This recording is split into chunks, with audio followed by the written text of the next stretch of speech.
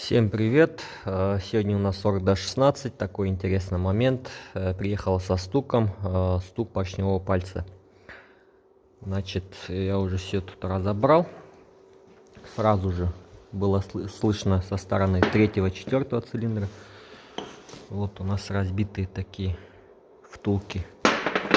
Сам палец у нас, короче, в таком состоянии. Не знаю, вот такое вот качество.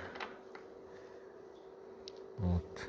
Скорее всего, это не оригинал, какой-то китайский джипартовский по-любому, потому что поршня тоже видно, что скорее всего вместе с поршнями были. 50 тысяч километров назад делали капиталку. Ну, такого я первый раз вижу. Ездили до Талова прямо. Ну все, будем менять шатун или втулку. Всем спасибо за внимание, за просмотр. Всем пока.